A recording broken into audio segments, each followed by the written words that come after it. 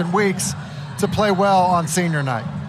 Well, Syracuse and Dino Babers there trying to snap a 4-game skid. Wake Forest has lost 3 in a row. Wake won the toss. They will defer. Syracuse likes to have the ball if they can get their first crack at it, so they will receive the opening kick as we get underway on a chilly night here in Winston-Salem. As that one's going to be fair catch and bring out to the 25-yard line. And so we will get a look right away at Garret Shrader, who returned to start last Saturday against FSU after missing about a game and a half, Tim, to that leg injury. Yeah, and his health is important for Syracuse offensively. You mentioned the leg injury. I believe it's his right ankle, and it's been bothering him for a while.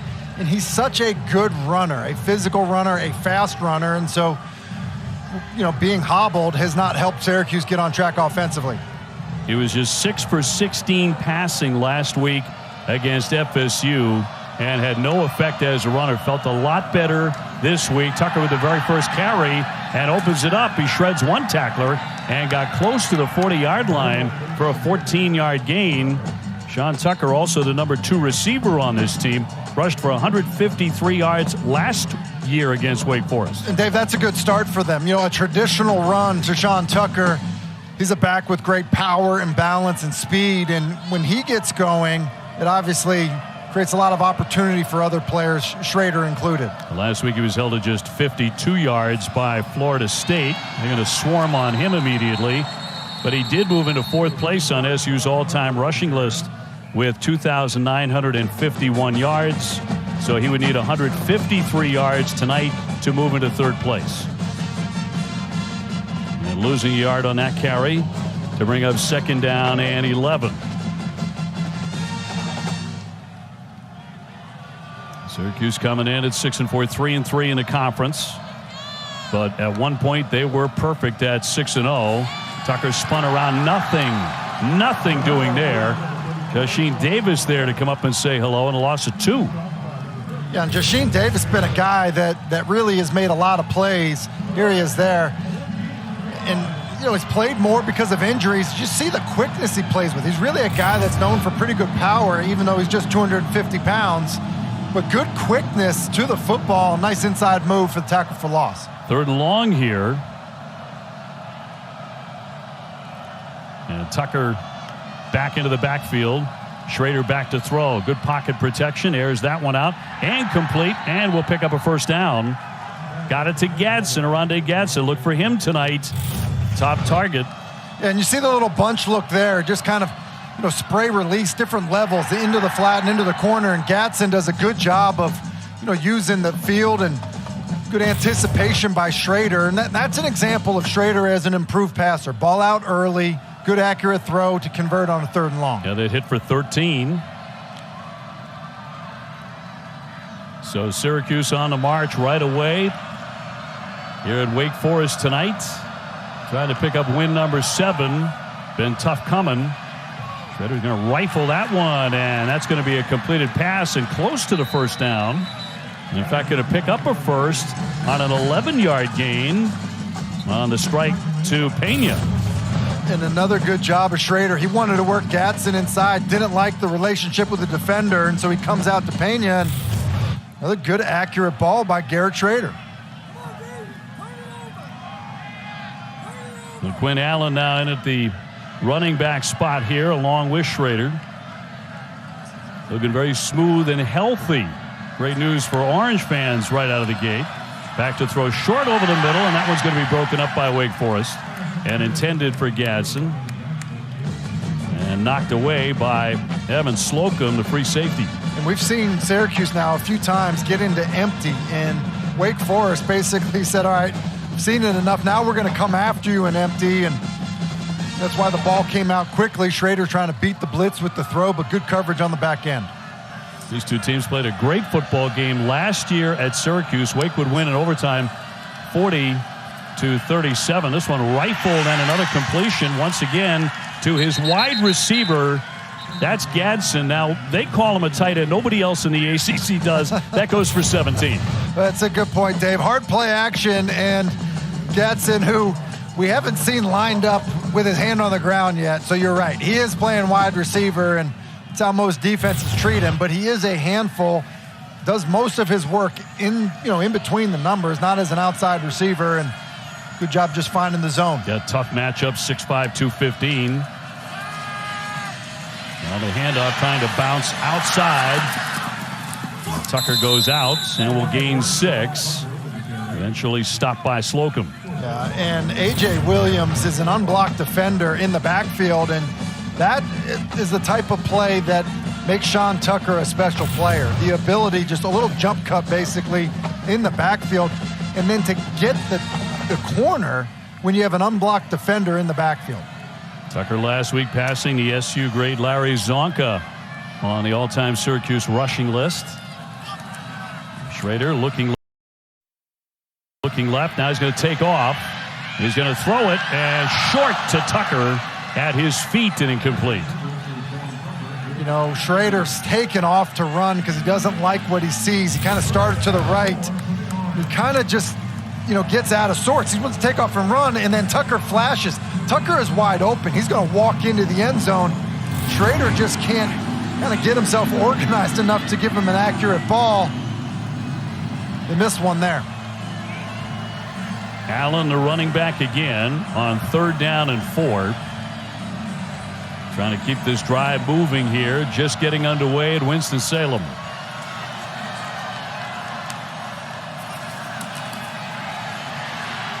Rifles that one short and complete and get inside the 10-yard line.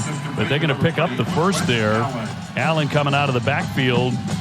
Eventually Wayman with the stop, but that gains 9. I can just say one thing that you feel as a quarterback on a first drive, if you kind of finding completion, seeing receivers open, understanding what the defense is doing, the best way I can explain it is you're just seeing it well. I think that's what Garret Shrader is doing right now. He's seeing things well in terms of what they've called, how the defense is responding to it, and pretty good so far. Right to Tucker. Tucker's going to take off.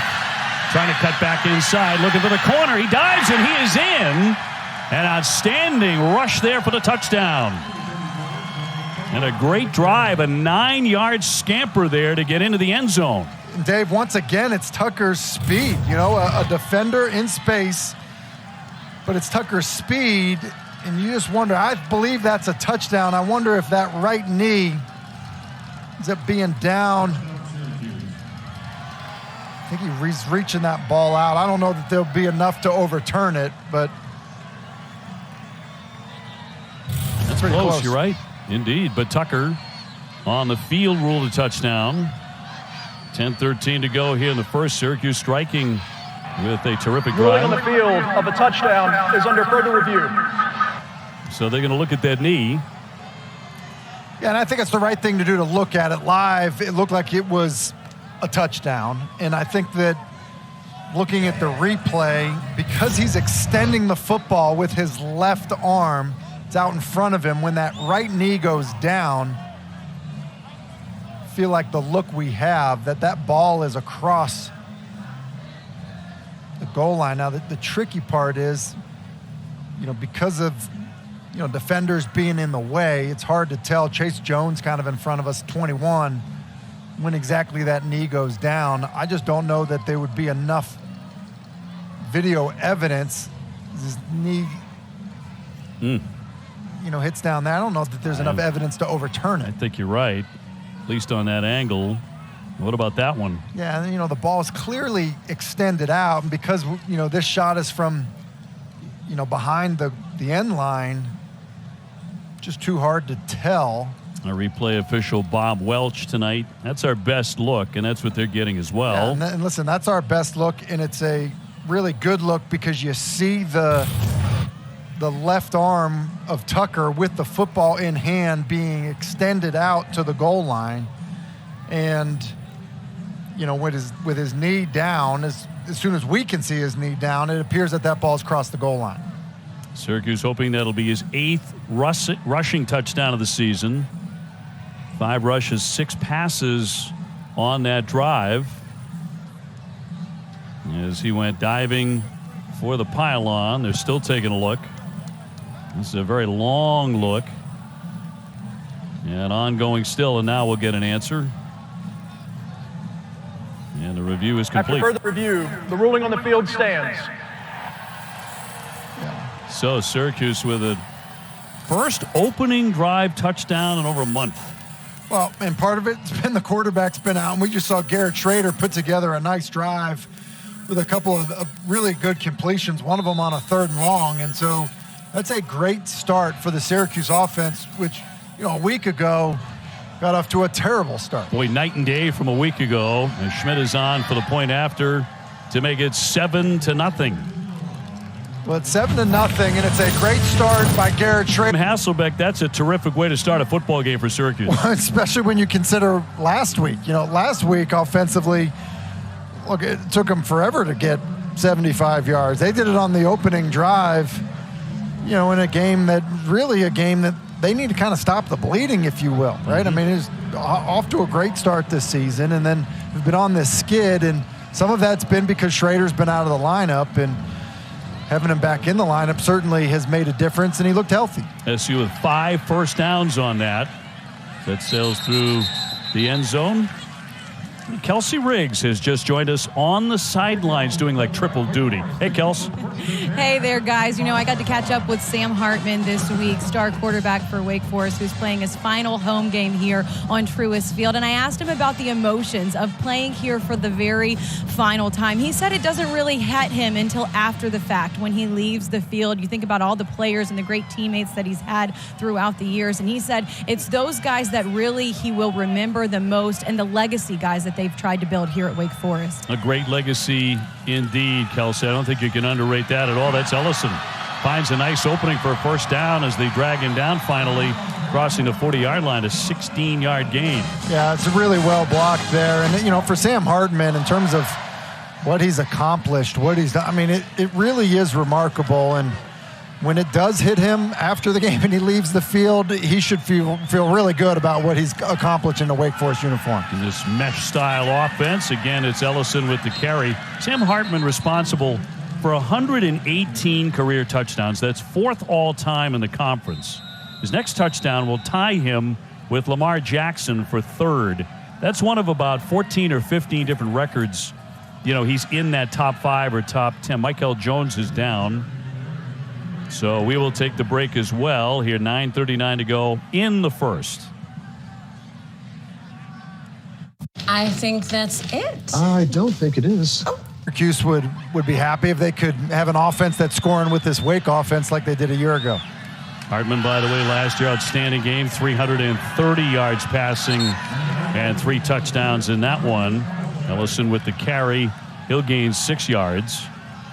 We just saw Michael Jones, outstanding middle linebacker for Syracuse, walk off into the tent. And that would be a terrible loss for Syracuse if he can't continue. It's 82 tackles. Yeah, he's really been their best defensive player all year long, and so that is a massive loss for a team that really has kind of dealt with injuries defensively all season. On 3rd down, it's Ellison again, and he will pick up the first. Take a look at this. This is kind of ugly on Jones.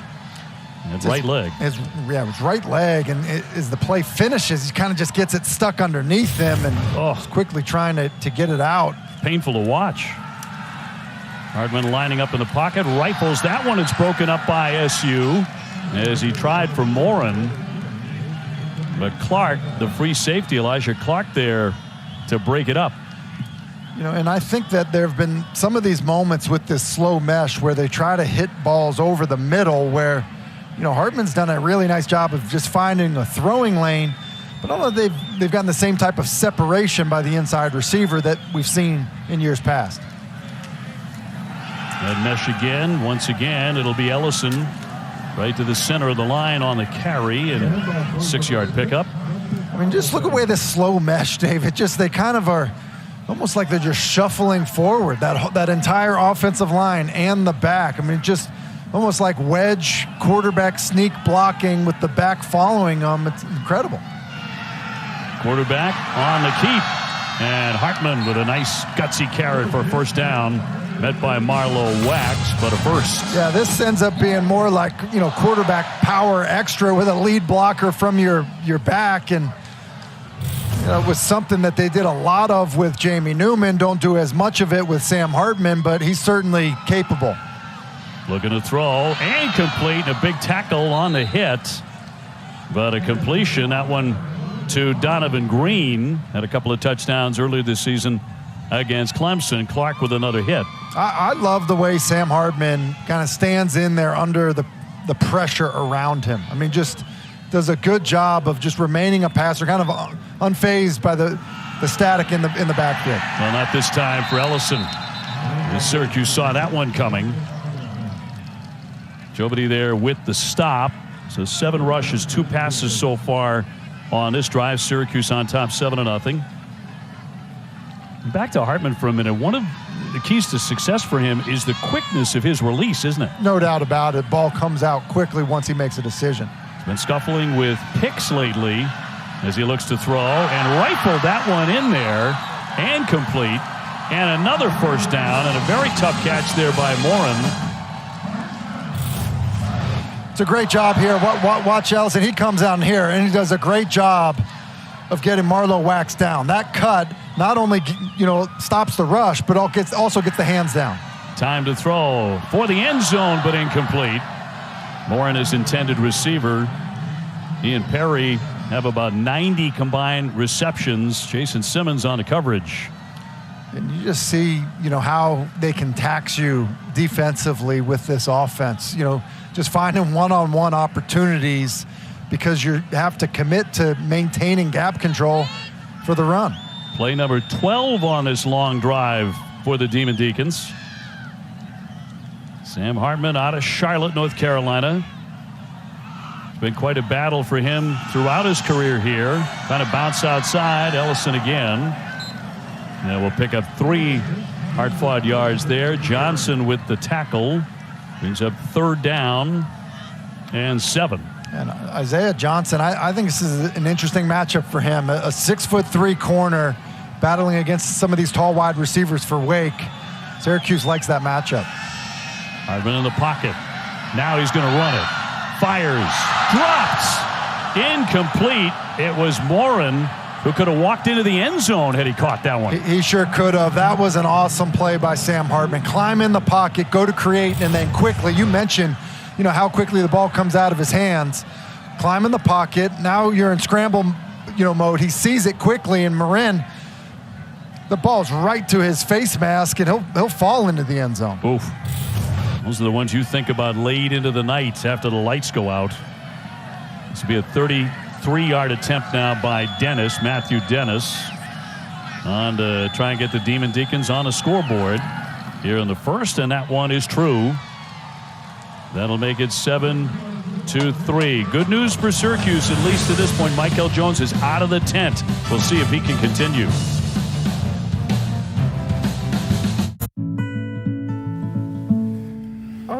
Well, and now continuing this drive on 1st and 10 as we begin the second. Ellison on the carry. Justice Ellison, sophomore out of Oakton, Virginia, picks up 4.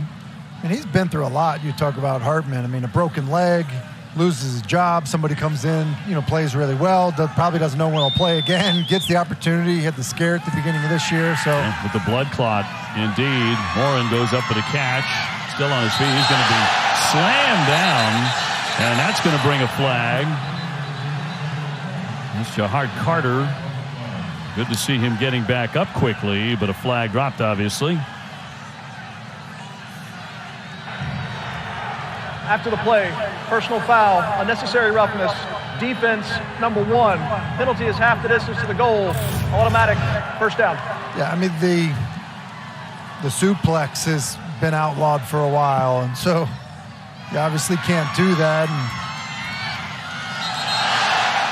And you hope that Morin is okay because obviously got thrown down pretty hard. Probably seems a little more upset than injured at this point, which you'll take that. Is understandable, sure. And you will take, yes.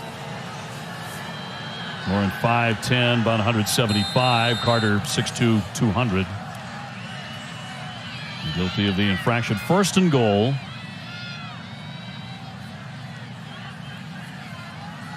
Right between the 5 and the 6-yard line. Ellis in the back. Little play action. Hartman nowhere to go there as he's going to be dragged down by Justin Barron. And Justin Barron, and he makes a nice play here because the run action in the backfield could have fooled you. They're trying to get Hartman on the edge. Get a ball to the flat there. Looks like Turner, and it's a good play by Barron. Loss of 7. 2nd and goal for the Deacons. Hartman stepping up in the pocket, throwing for the end zone. And in the corner, it is going to be broken up. Now they're going to say touchdown, touchdown. A.T. Perry. Isaiah Johnson trying to cover him, but did he have it long enough? 12-yard reception for the touchdown. Feels like he catches it, his knees down. If we can see it earlier and see maybe when he first secures it. So, like, is it secured there? If it's secured there, then I think this is a catch, and then the ball gets ripped out there. But I'm not sure that it's secured. Rolling on the field of a touchdown is under further review. Looks like the ball's coming free. That movement of the ball, that's what I mean. A lot of times they'll give possession to the receiver, like as soon as he catches it. Now, if the officials say that he catches it immediately, right when he's kind of got it tucked in on his left bicep, then it would be a score. But I just don't know that it's secured. Like right now, is that ball moving? To me, it seems like it is a little bit. And so with that being the case, I don't know that it would ever have been secured. So obviously it has to be indisputable evidence to overturn the call on the field. Well, Dave, to that point, the call on the field's a touchdown. And he's got that, is that ball moving? The question is can we tell if that ball's moving? Because if they're giving him possession at that point, like he has secured the football, then it's 2 legs and then knee down, but quick review, I think they maybe could call this incomplete. After further review, the ruling on the field stands. Ruled a touchdown for A.T. Perry. I think they're giving him possession of the football, saying that it's not moving. And with that being the case, it was 2 feet and then a knee, and then once he's down on the ground, the ball gets raked out. I sense you might disagree. Well, I just think that there's a chance that that ball is moving, not necessarily totally secured. So no different than if you juggle a ball on the sideline. Mm-hmm. Dennis on for the point after. And he will drill that. So Wake Forest with the touchdown. What do you think? I think up here in the booth, we might have waved that one off, but Perry's had a spectacular career. He gets the benefit of the doubt in the end. Some serious numbers. Obviously, we talked about Hartman's numbers. A.T. Perry's numbers, pretty impressive as well. Jackson taking it in the end zone, bring it out to the 25. Let's toss it down to Kelsey. Well, guys, I got to catch up with A.T. Perry this week, who, of course, was also honored here on senior night. And he says he's just really proud of the journey. He says he remembers making a decision about coming back and being all in and doing everything he could to finish off his career the right way. He's got 7. He's one of 7 siblings, the oldest. A lot of family here tonight celebrating. He said they all look up to him and always bragging on him, saying, hey, my brother's better than yours. He said his goal just to continue to do his best to make his family proud. And, guys, that was definitely a great start for him on senior night. I saw a huge smile on the face of the head coach, Dave Clausen. Loves that receiver.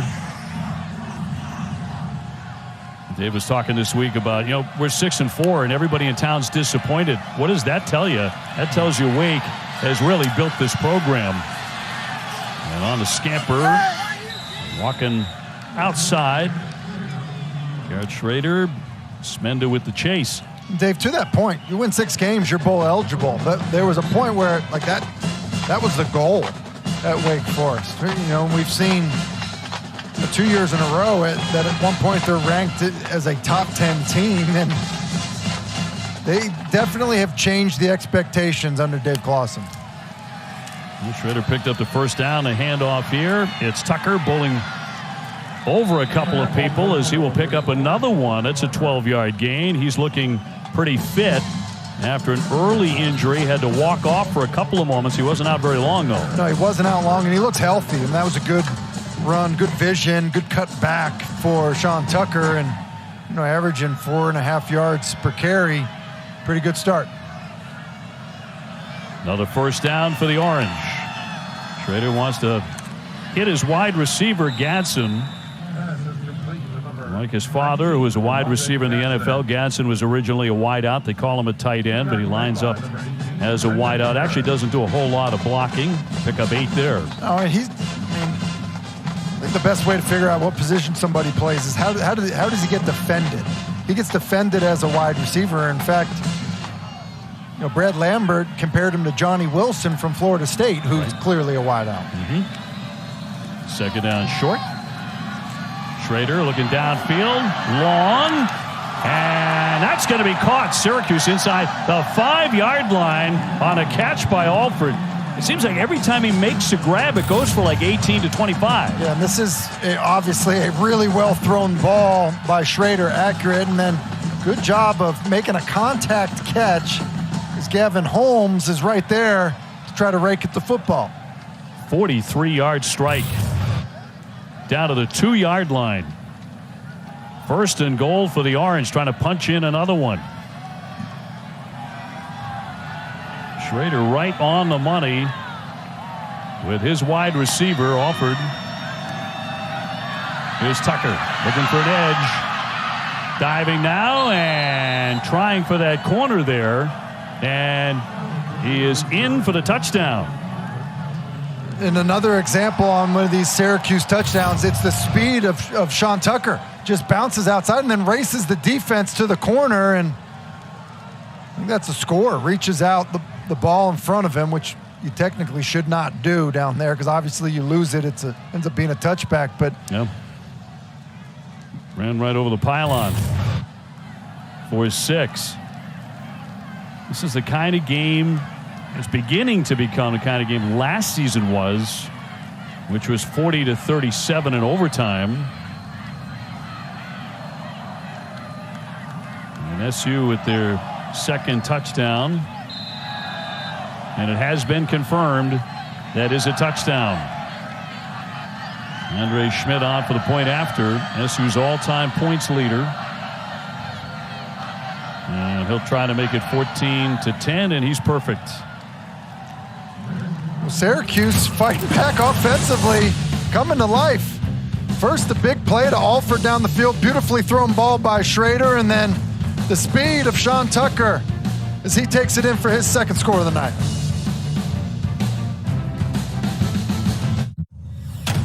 Drive.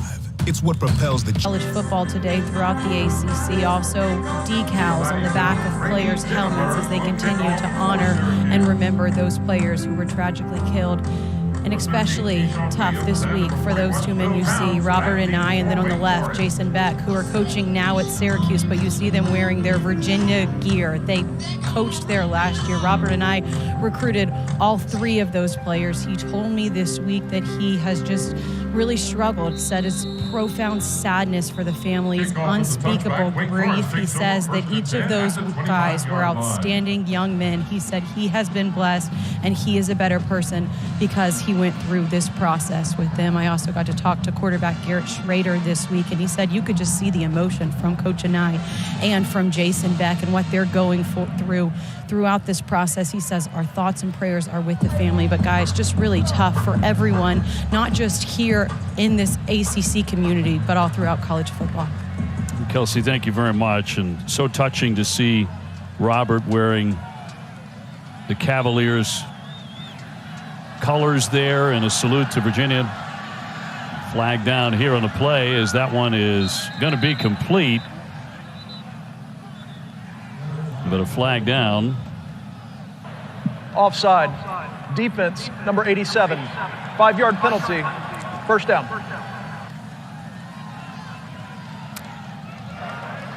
11:28 to go here in the second. And Syracuse on top 14-10.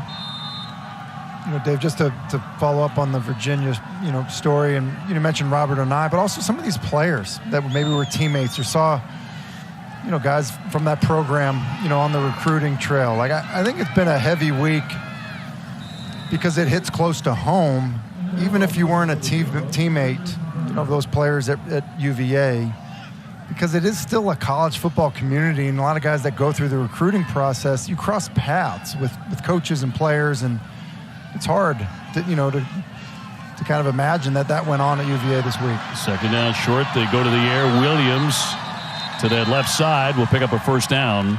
Well, it's a true brotherhood. You saw that in that wonderful scene that we showed you as both teams, were locking arms in a moment of silence before the game. Yeah, there's no doubt that the response, and I think the way that the conference, quite honestly, has tried to honor the lives that were lost last weekend. Hartman going long up top, and that one's going to be caught by Banks. Beating Isaiah Johnson there, but Banks with the grab. I mentioned the matchup earlier. 6'3" Johnson, not a bad matchup against Banks, but Banks just does a better job of reacting to the football, and Johnson loses it as he turns back to find the football. 36-yard strike brings up first down and 10 for the Demon Deacons. Knocking on the door again. And a handoff to the center of the line.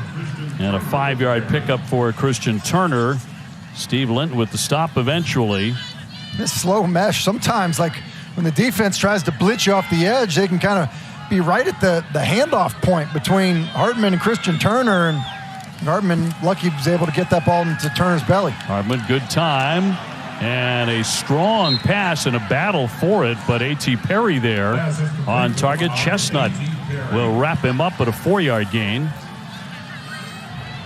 Perry just does a good job getting his body inside, and a good throw by Hartman to keep it down low.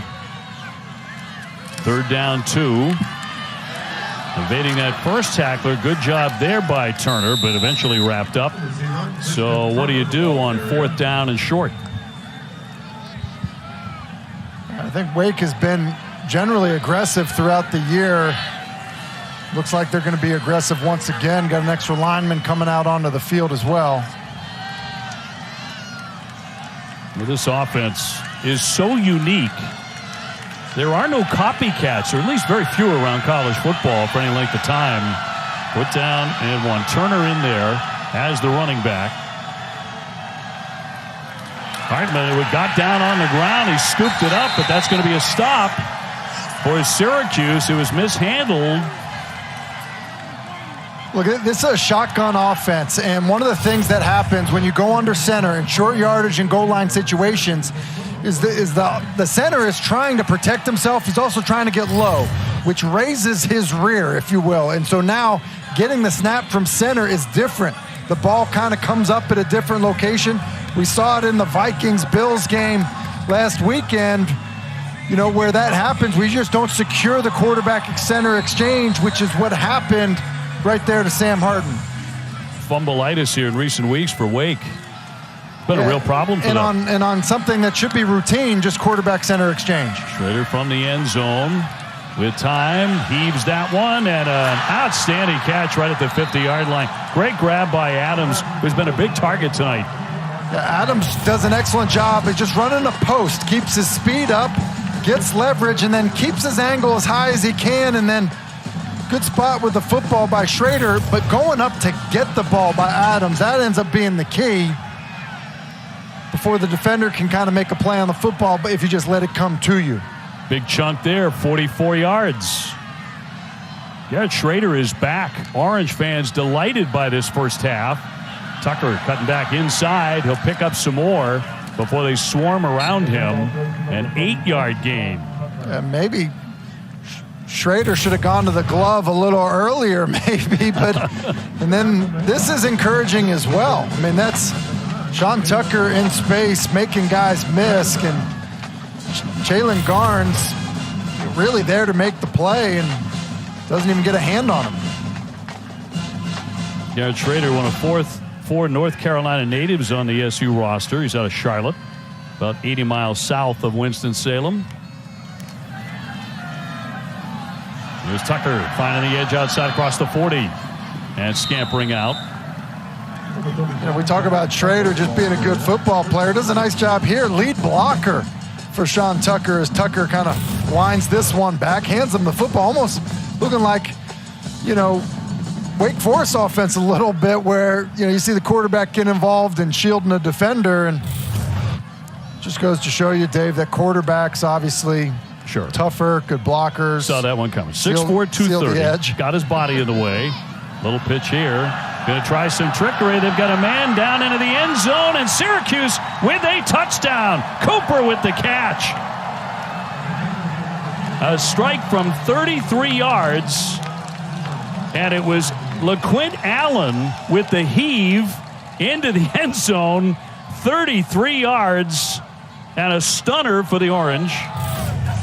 Well, a lot of times you just fake this sweep, and it'll be a little pitch out there, but they're going to end up, bluffing the blocks and then getting down the field. And that right there is really, what they do to get the defense to kind of suck up, if you will, thinking that they're defending just a little pitch to the running back. And that's a nice job of running Tucker off the field. He clearly wasn't the thrower, and so Allen comes on to throw the touchdown pass. And Schmidt for the point after. This is a completely different looking Syracuse offense than the one we saw just last weekend against FSU. Listen, 21 points on the board in just the first half. There is no doubt that the Orange offense looks totally different, and it's a little trickery to get it done. As Cooper catches the halfback pass in the end zone. He's got a little dance afterwards as well. With the Venture X card from Georgia Tech late in the fourth, chance to take the lead on 4th and 11 here, but Drake May's pass dropped by Josh Downs in the end zone. Down goes UNC, 21-17, the final. Guys. Well, a shocker there as this one is into the end zone. They'll bring it to the 25-yard line. Meanwhile, Syracuse getting all this done, 21 points with still about 7 minutes to go before halftime. With 3 offensive linemen out tonight.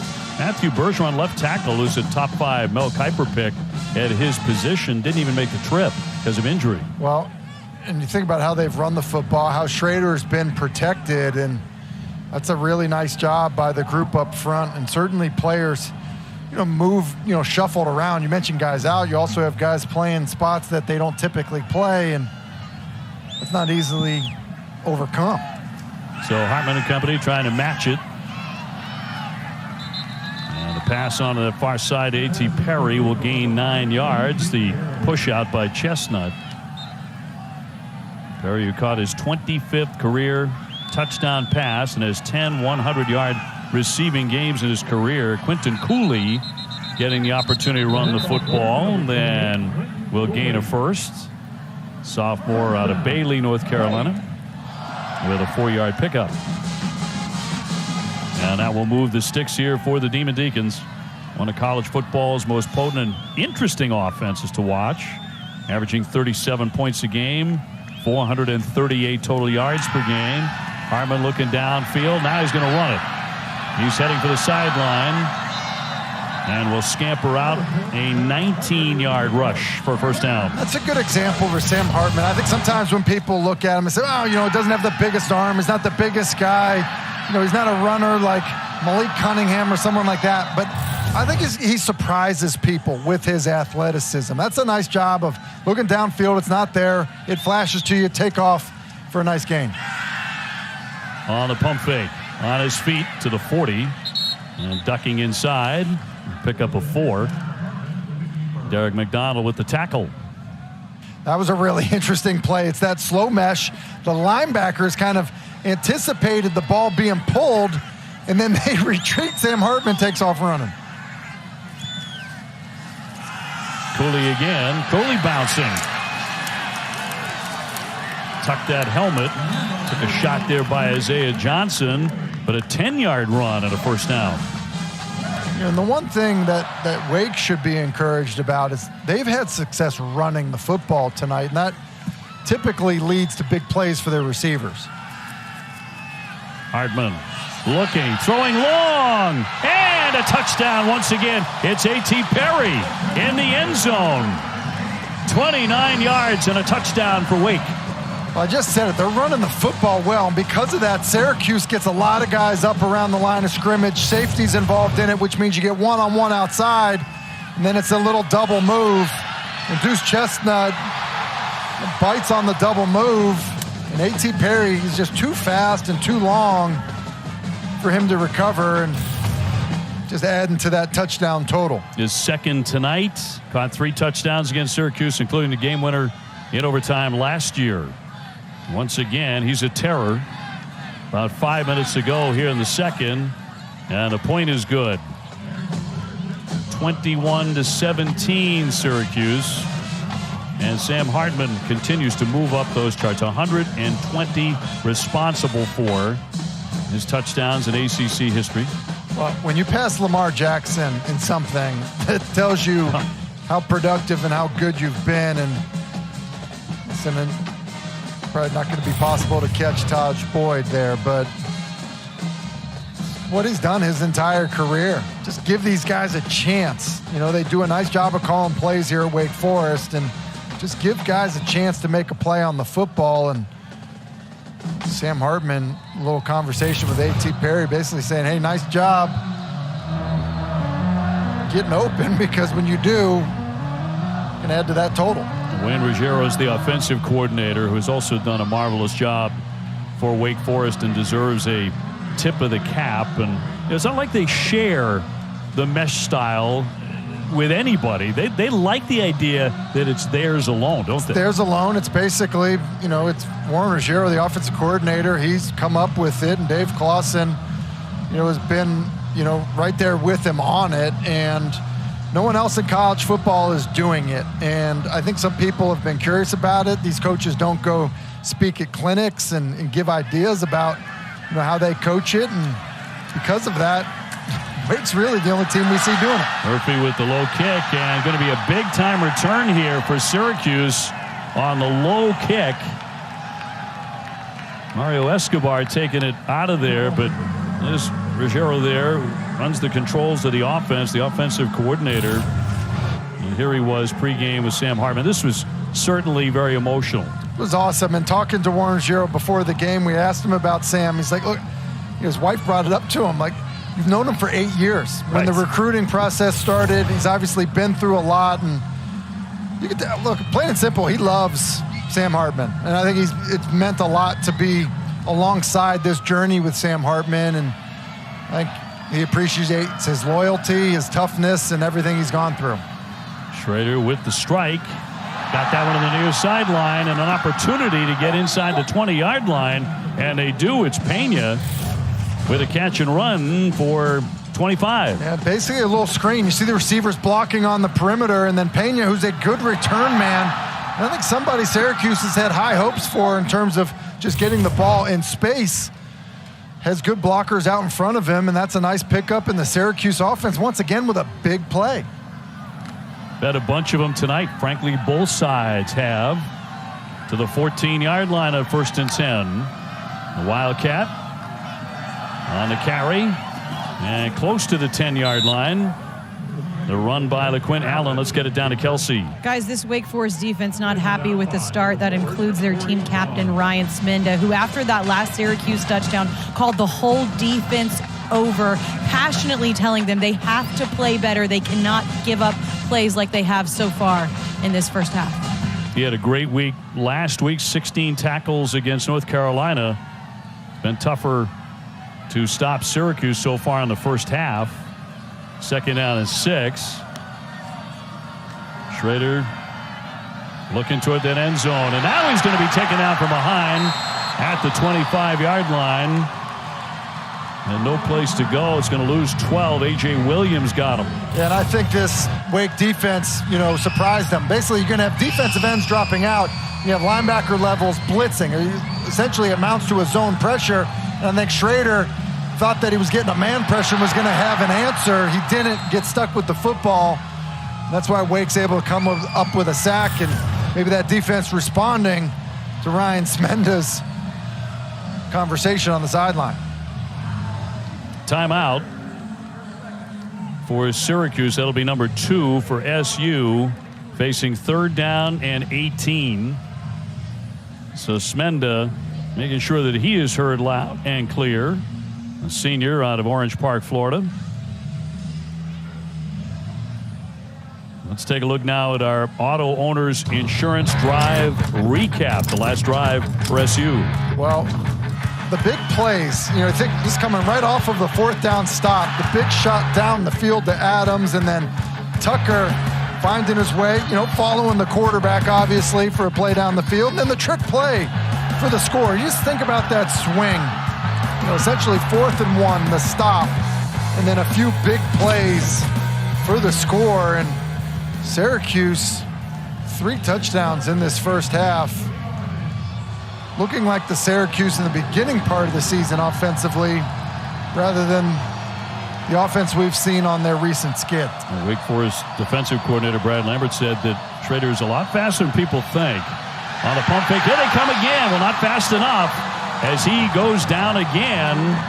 Josheen Davis coming up. That's an 8-yard loss. Yeah, Josheen Davis is a bit of a problem, when you just look at some of the stuff they end up doing with him. I mean, they're going to end up wrapping him around. He's going to come around here with the stunt coming this way, and he's just got enough speed and power, as you see him kind of split that double team, to get home. And he's a guy that has really shown up, just listed as a sophomore. To me, he's the guy up front for them right now at Wake Forest. Made a lot of plays the past few weeks. He sure has. Schmidt on now. This will be a 52-yard field goal attempt. And that one on the way, and that one is going to be returned here. He's going to run it back. That's going to be Morin. Morin's still up. And Morin's going to be taken down. So well short on a kick, but Morin tried to return it. 2:25 to go, an eventful first half, to put it mildly. 21-17, Syracuse. Commercial. You pull it off, though. 1st and 10. And on a handoff, trying to bounce outside, but nothing there for Ellison. It does pick up 3. Look at the weight difference from 2018 to now. Yeah, I think he's worked really hard on it. And, sometimes we do this with defensive linemen, but I think it's one of the reasons that, he'll surprise people in the NFL draft evaluation. Complete out to the 30. Whitehart, the tight end, took a pretty good pop, but he'll pick up a first down. Is he going to play on Sunday? I believe that he has a chance, and I know that, when he's done wearing a Wake Forest uniform, I mean, at a minimum, we're going to see him playing in a preseason with an opportunity. I mean, I think he's a draft prospect. I think someone will take a chance on him because his production is nearly impossible to deny. And yes, I think the other aspect of it, Dave, look, he's an accurate passer. It's hard to find guys that are accurate passers. Sam Hartman is that, and I think that physically, I think he'll, surprise people with his athleticism. Does a lot of things awfully well. Into the pocket here, and rifles that one to Banks. And complete stop by Isaiah Johnson, but a 10-yard gain and a first down. And quite honestly, the other aspect of it for Hartman is, he's overcome some adversity. His story and the grit and the mental toughness, there are a lot of people that like that. Not somebody where it's just been easy for him the entire ride. It certainly has not been for Hartman, and you can respect that. I mean, it's one of the reasons why you look at him tonight. Look at that right there. I mean, that's good football right there, making that throw. This is, people right in your lap, the throw on the touchdown pass to A.T. Perry. And, talk about guys that throw a catchable ball. Look, he lets his receivers get their hands on it. I know you've done games long enough with me, Dave. There's nothing worse than the long foul ball, the go route that's thrown out of bounds. Coaches hate that stuff, and so when you look at what Hartman does, he throws it where his guys can catch it. That's the job if you're talking about what it is at the next level. And so I think he'll get a chance. In many ways, as Darton goes to the sideline, but looks okay. In many ways, he's a classic Wake Forest player in the Clawson era, just getting better and better as he develops in the program, which they do so well. The football comes loose there. That's going to be scooped up by Ellison. And Ellison moving it ahead. A forced fumble by Gear. Take a look. Yeah, and I originally thought that this was a fumble, and it's weird because it's down low. It doesn't matter because they snap the ball quickly. Got the playoff very fast and complete to the 40-yard line. Under a minute to go here as he connects with Williams, Keyshawn Williams. They're going to go real quick. They still have 2 timeouts to go. 1st and 10. Hartman stepping up now. Throwing on the run. Looking for Banks. It's going to be broken up. And incomplete, and no flag on the play. Jason Simmons on the cover. Yeah, and Banks is as Hartman escapes outside the pocket, he's got a one-on-one with Simmons, and that's probably pretty good coverage. Let's see if that left arm was grabbing Banks. Hartman going to throw earlier the flag. In the down, yeah. He might have a point. Banks a little bit shaken up, and he's walking away. He has been tremendous in the end zone. Been a touchdown machine. 6'4", 208 out of Washington, D.C. 2nd down and 10.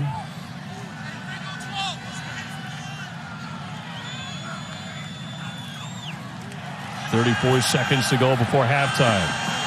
Hartman, free play here with a flag down, and he connects. Got that one free to Perry. Flag was dropped. And going to pick up 12.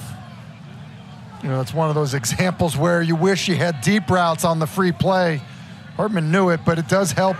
Offside. Defense, number 54. Penalty is declined. The play results in a 1st down. Does help Wake get situated where they can snap this football and not end up using one of their 2 timeouts that they have left. Down 21-17, less than half a minute. Hartman again, pressure on him, and got it free somehow to Ellison. Ellison dives ahead to the 15-yard line. Clausen quick to take the timeout, which is a smart play there. And how about Hartman? A sack obviously would have been kind of disastrous, and just great awareness. And it's what an experienced quarterback does, kind of knows where his outlet is. And Ellison not able to get out of bounds. You see Dave Clausen already right there. Clausen, one of the best, I think, in terms of the ACC, in terms of clock management, end-to-half type stuff. Yep. And good timeout. Always has been. Let's get on to Kelsey. Well, you guys were talking about Sam Hartman earlier and showing the pictures of his transformation. Sam Hartman and Syracuse quarterback Garret Shrader actually know each other from both playing high school football in the Charlotte area. So I asked each quarterback about the other this week, and let me tell you, it was hilarious. Stylist in Charlotte. I think that's pretty evident. Hartman and complete. Got it to the near side to his tight end Whitehart for 6 and a 1st. And now with 16 seconds left and you still have your timeout, I do think you don't have to, especially where you are in the field, you don't have to work the sidelines the way they did there. I do think that you can attack the middle of the field, and Syracuse brought pressure last time, which certainly opens up the middle of the field. 2 wideouts left here for Hartman. 120 touchdowns responsible for in his career. Looking for another one, and that's going to be complete in the end zone. Once again, it's Perry for the touchdown. So he just keeps adding on. Both of them do in a great first half. Both of them do. How about this throw, and how about the catch? I said it earlier. Isaiah Johnson, 6'3" now. I mean, this is not, they're picking on some small corner. This is an experienced corner with great size and length. But A.T. Perry just does a great job of using his body to create space. And then Sam Hartman, once again, the catchable ball, Dave, in a spot where Perry can go up high, face mask or higher throw, but, kind of back shoulder. It's a nice drive at the end of the first half. A.T. Perry, pretty good leaping ability, and he's 6'5" to begin with, and the point is good. So 12 seconds left before halftime. It's Wake in front, 24-21. This game has turned into the kind of game last season was.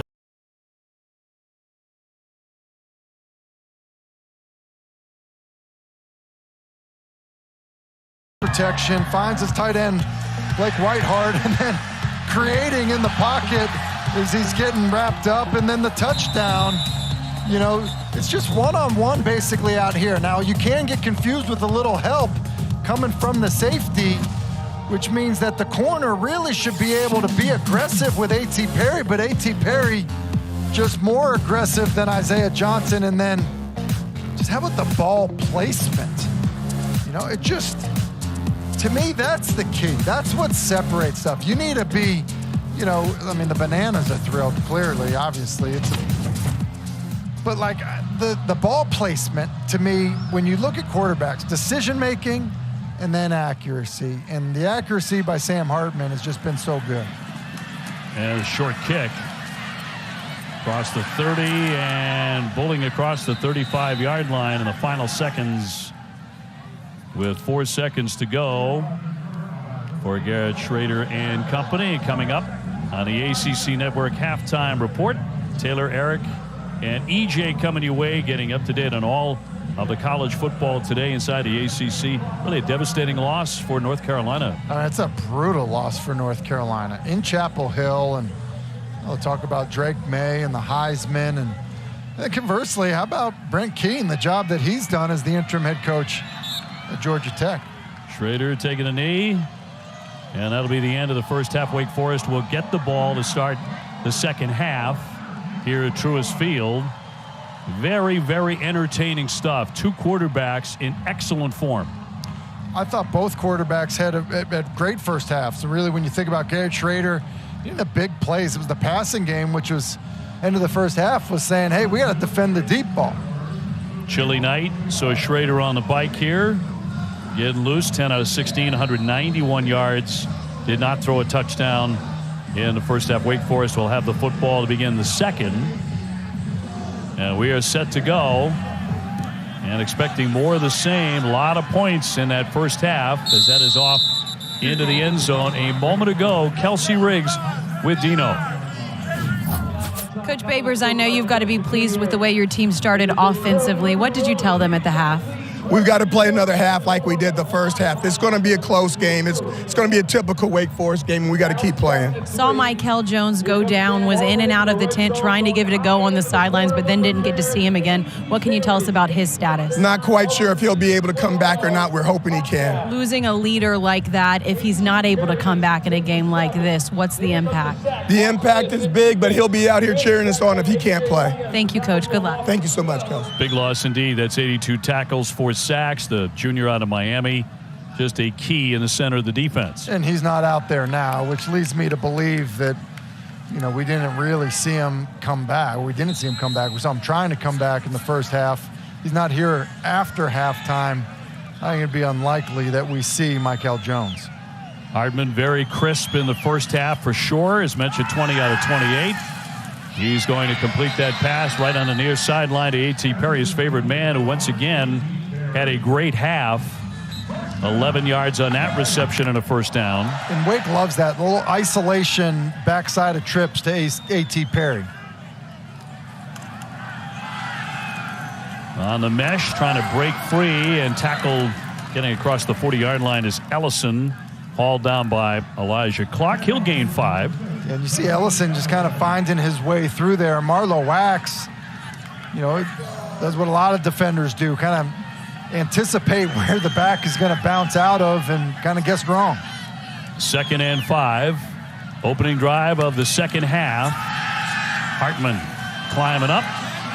Still on the run. And taken down after the first down gain by Marlo Wax. And that's an 8-yard pickup. And I'm always surprised in these plays where, Hartman kind of is climbing in the pocket and then he just kind of, I think he just must feel like, hey, I'm past the line of scrimmage. I got to take off and run. Wants to throw again, right over the center. And that one complete to Williams, who spins after picking up 11. So Wake looking sharp right out of the locker room. Yeah, and I think one of the things the Wake Forest receivers do a great job of is coming back to the football like Williams did there. Ellison trying to dance to the outside, but they're going to wrap him up.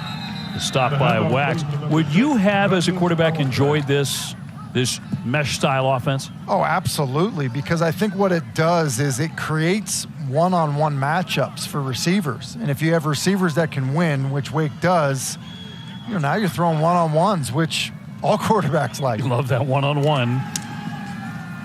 Steps up again, trying to break free, but he can't. Taken down at the 45.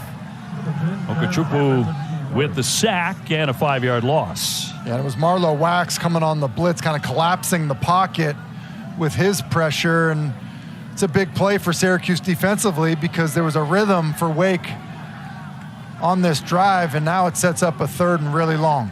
Since 2019, Wake Forest has played 46 games, and 21 of them they've scored 40 points or more.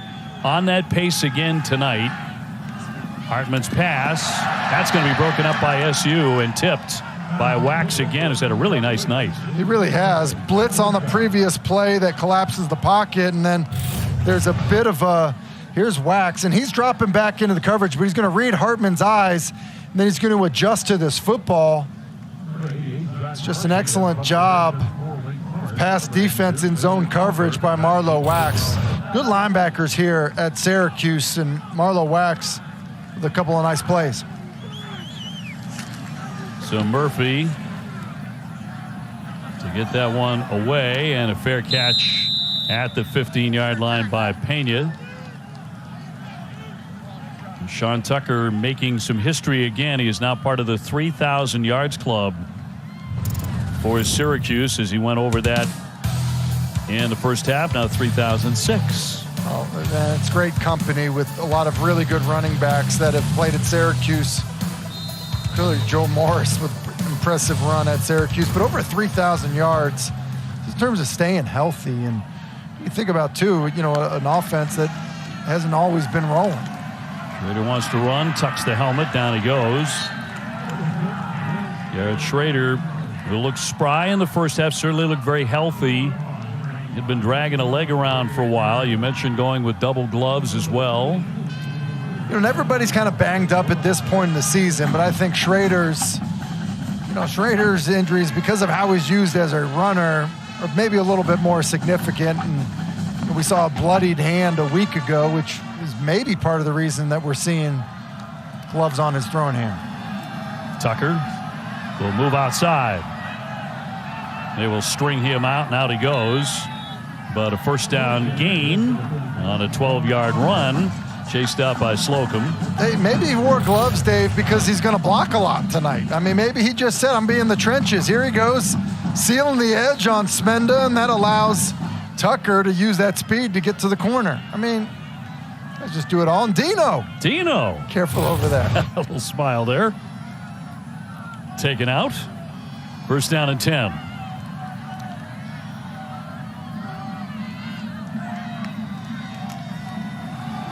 Tucker again looking for room to operate.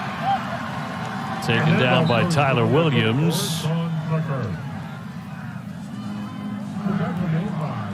I do think that this front for Wake Forest has gotten better as the season has gone along, and part of it is because Jasheem Davis has started to make plays, and Kendron Wayman the same thing, and to go with guys like Bothroyd and Ja'Cory Johns who have a lot of experience. But I'm a little bit surprised with this depleted Syracuse line that been able to run the ball as well. The snap comes free and scooped up by Allen. That was in the Wildcat, which they've used a couple of times tonight. And a busted play. And they're going to lose a chunk here. Going to lose 13 yards. And it's one of the fears you have when you have a non-quarterback in the backfield. He was getting ready to bring Tucker in motion, and as he does that, the ball snapped. Quinn Allen's not expecting the football. In fact, he's trying to bring a motion because they're going to either hand it to Tucker or fake it to Tucker. And just a brutal loss for the Syracuse offense. As mentioned, 13 brings up third down and 23. So Shrader looking to put it in the air. And now he's going to use the legs. Keeps on rumbling before two men take him down. So tough to bring down. Chase Jones does it. That gains 18. Gains 18, and at least kind of gets them back to where they were to punt this football. And they were backed up. They did get the first down, which helps them kind of flip the field.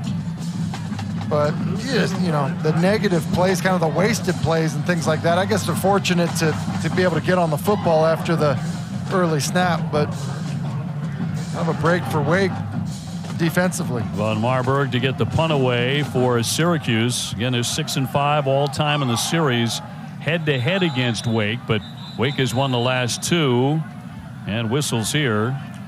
Going to be a timeout. Timeout. Syracuse, their first. 30 seconds.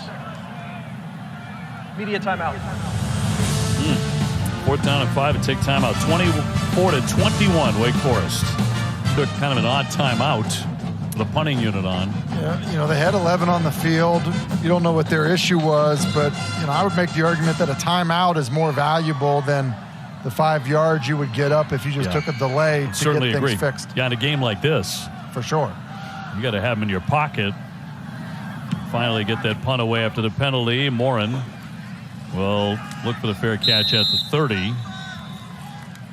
And about 9 minutes to go here in the third. Now, I know head coaches, when they give up as many points as we saw in the first half both ways, aren't exactly thrilled with things, but I thought a very fun, very exciting first half. Oh, no doubt. And a lot of it had to do with the big plays we saw. I mean, that certainly, makes it fun. A week ago we saw Syracuse. They weren't able to get anything going offensively. So, yeah, we knew Wake would be able to move the football and score. They've done that. The surprise has been Syracuse, and I think that, ultimately, that was probably Dave Clawson's frustration. So Syracuse's Michael Jones in a boot there. Certainly looks like he is done, at least for the evening. Turner tripped up from behind. He is stopped by Leon Lowry, but a gain of 6. 2nd down 4 for the Deacons. And Sam Hartman, who's had another very impressive game. Running attack stalling out a bit here, though. Another carry, this one by Turner, met by Marlo Wax, who's been everywhere tonight. And going to be just short. 9 tackles by Wax so far tonight. And, with Michael Jones out, he's going to need to really step up because, Anwar Sparrow, who's been in there, he just doesn't have the same experience that Michael Jones has, and Wax has really stepped up. 3rd down 1. Trying to get that first, and they are going to do it on the carry by Turner. It was Sparrow who was in the backfield and nearly had a tackle for loss, which would have helped Syracuse get off the field, but it was Turner's strength able to break that tackle as the freshman Sparrow not able to get him down.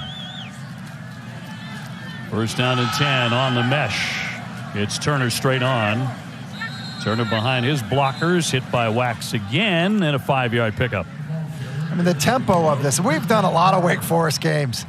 It still takes some getting used to because Turner has the ball. There's a hole right in front of him, and he literally is almost at a standstill. And a whistle here and a flag down. False start. Offense, number 59. 5-yard penalty. 2nd down. Wake has suffered some uncharacteristic issues with turnovers and penalties in key spots lately. Key holding penalty last week. But they're again number 1 in the ACC in fewest penalties, which is nothing new for the Deacons under Dave Clawson. Now, the best in the conference, but it's bad for them. They just haven't. They've kind of just not been up to their standard. Yeah, they've been irritated. That one rifled over the head of the intended receiver, Taylor Morin. Look at penalties and turnovers, first 7 games. I mean, that's on point for them, but last 3, it's been a different story. Yeah, and obviously the turnovers, the big differentiator there, and a bunch of them obviously came against Louisville. But, yeah, the penalties, you get off schedule, the unforced errors, those will kill you.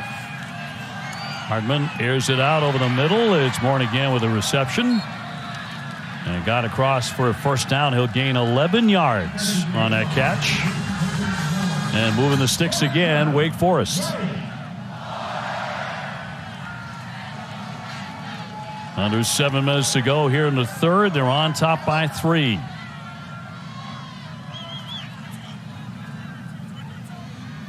Hartman so far has thrown for 260 yards in the game. He's going to rifle that one, but it's going to be incomplete. Thrown behind his intended receiver, Keyshawn Williams. Jason Simmons giving chase. Yeah, and I think he's trying to throw to Williams I think Williams kind of gives him the okey doke a little bit. You see that inside, outside. He ends up going back outside. I think Sam Hartman, receiver, was doing, because that ball was thrown inside. On second down, short one, as he will connect with his favorite man, A.T. Perry, with 3 touchdown receptions in the first half, 5-yard pickup, and setting up 3rd down and 5. Once again, Wake Forest wasting little time. Low snap, picks it up, throws again, and incomplete. And there are flags everywhere on that chuck. Intended for Keyshawn Williams, but Simmons was there to cover. And Keyshawn Pass Williams. interference, defense number 14. Ball be placed at the spot of the foul. Automatic first down. Been impressed with Keyshawn Williams' quickness, some shake. You know, it's good to have, receivers that can release, and Williams has quickness to beat leverage and get inside. And so even with that ball on the ground, it's a bad snap or mishandled snap by Hartman, Williams able to get inside and draw the penalty, which obviously awards Wake Forest a first down. It's the 27th first down for the Demon Deacons. Moving ahead to the 33-yard line.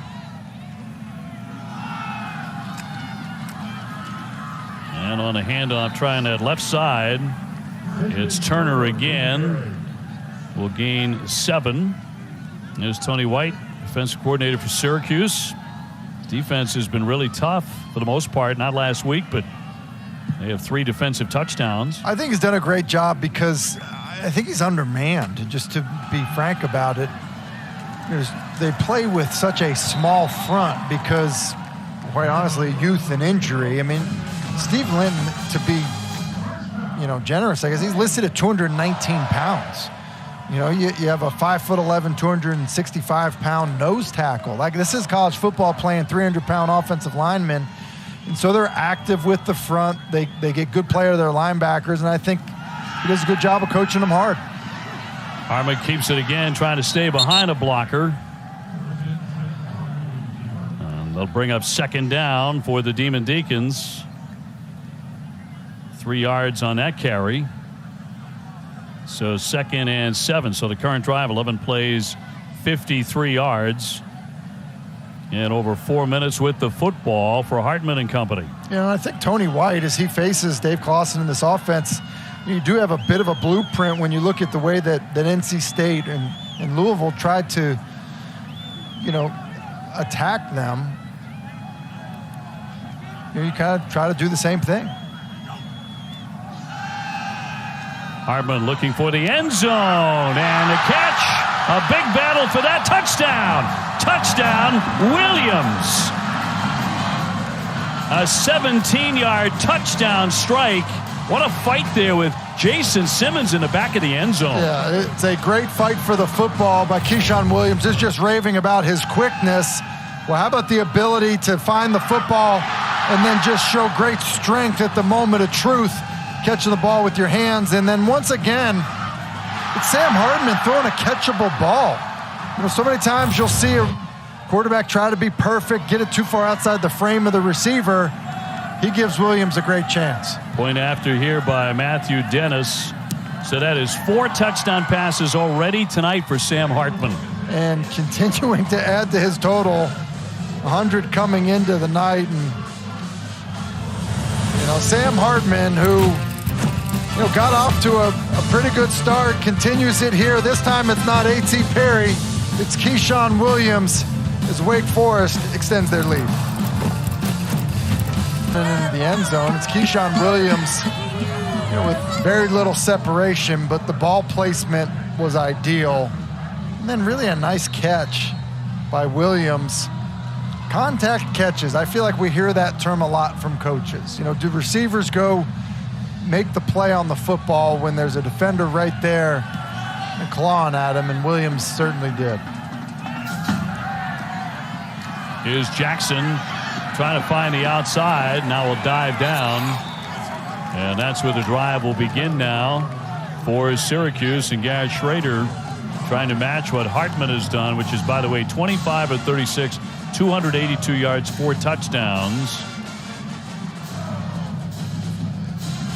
Shrader returning to start last Saturday against Florida State. After missing about a game and a half, he's been much sharper in this game than he was a week ago. But now Syracuse in a 10-point hole. Now we'll see what Shrader and Sean Tucker can conjure up here on the play action. Quarterback will complete that pass. And a well-thrown pass to Gadsden, the tight end. He'll gain 12. And the good news for Shrader is he tries to bring his team back is he's gotten production. Obviously, Gadsden makes the catch there, but DeMarcus Adams and Damian Alford have also stepped up to help this passing game. Alford's such a deep threat when they do choose to throw to number 82. Tucker meets a wall there. No place to go. Kobe Turner, the first man in. Turner actually the highest rated guy of any Power 5 in his position in the country, according to Pro Football Focus. Well, look, at 6'3", 290 pounds, he's a fifth-year senior. He's played a lot of football, and you know, I mentioned it earlier about the front. You know, you get Kobe Turner, Tyler Williams, you called his name earlier, and then, you know, guys on the edge that have been productive. On second down, going to be incomplete. He wanted Tucker, dropped that one. That doesn't happen very often at all. No, it doesn't. You know, Tucker's been good out of the backfield. He just doesn't see it in, as you see his head kind of turn up the field before he secures the football. And you know, he's caught the ball more in Robert Onai's offense than he has in years past, you know, at Syracuse. And I do think that's something that will serve him well at the next level. Came in with 35 receptions. Shrader on the move, and down he goes as he got rid of the football as he was being taken down by Jalen Garnes, the strong safety. Yeah, just a pressure. They bring a lot of pressure here. I mean, it's just basically, and here comes Garnes. He's going to wrap around, and so it's, you know, kind of a slant by the guys up front, and then Garnes is going to end up, the slant came from the other side, and then he ends up getting there. And should be grounding. Yeah, I'm not sure that ball had anyone near it. Yeah. Nor did it get back to the line of scrimmage. Did throw the flag, so that's going to be a loss of 12. Bring a 4th and 22.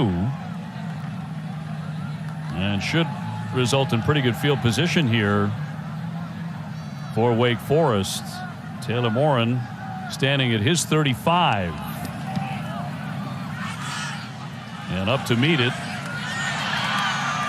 And didn't get very far, but good field position for the Wake Forest Demon Deacons. The defense stout. Making some plays here in the third. Wake Forest is really, you know, come roaring back. Williams getting some extra yards after the reception, pushed back across the 50-yard line by Elijah Clark, but that'll gain 8 for Wake Forest. You know, I think it's interesting here. You know, we're used to seeing these big, long receivers at Wake Forest, and Keyshawn Williams at 5'10", 190 pounds, a little bit different shape to him. Morin on the reception, enough for a first down. So they move the chains again, a 5-yard pickup. 31-21 Wake Forest here deep into the third quarter. Hartman walking up his back and will go incomplete there again. He wanted Keyshawn Williams, but not this time. No, just didn't time up. I will say this just to stay on Keyshawn Williams. You know, think about some of the guys that have played that slot position here at Wake Forest. Kendall Hinton or Greg Dortch, guys like that. You know, they haven't really had that type of player here, but Williams looks like he could be. Hartman to throw. Not this time as he is dragged down. Chukwu and Lowry teaming up to take him out, and they lose 4. Yeah, and Hartman was looking to get the ball to Blake Whitehart, but he was kind of getting held a little bit, and so he got stuck on him. I think that's part of Hartman's frustration. 3rd down, 14 for the Demon Deacons. Hartman on the move. Oh, Morin with a really nice catch. Rose up very high for that, and it had something on it. Going to be close. This is a great throw by Hartman because he's off balance, and then outstanding catch by Morin as he goes up, and a lot of contact there as he comes down with that football. 4th and short, 13-yard reception. And under a minute here in the 3rd. 4th and 1. Quentin Cooley, the running back. He'll take it. Had a little bit of an opening there before it closed up, but enough for a first down. And good aggressive call by Wake Forest, and probably going to be a penalty afterwards too that's going to go in Wake Forest's favor. Now flag down around the 30.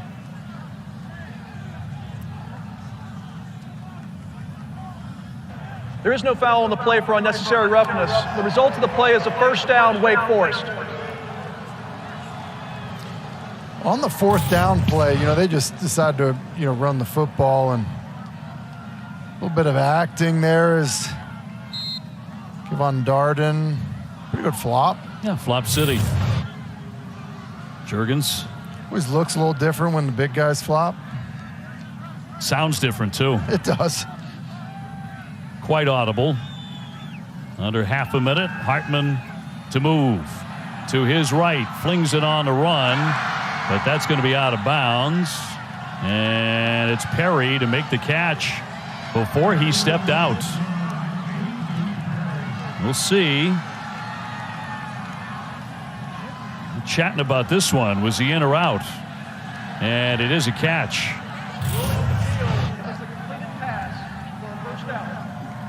High-powered offense of the Demon Deacons, one of the best in the country, averaging 37 points a game and almost 440 yards total offense. They have 479 tonight. 1st and 10, Hartman giving it off here for Cooley, looking for an opening on that left side. And tied up by Sparrow, the linebacker, but a 4-yard gain. 2nd and 6. On the 13-yard line of the Orange.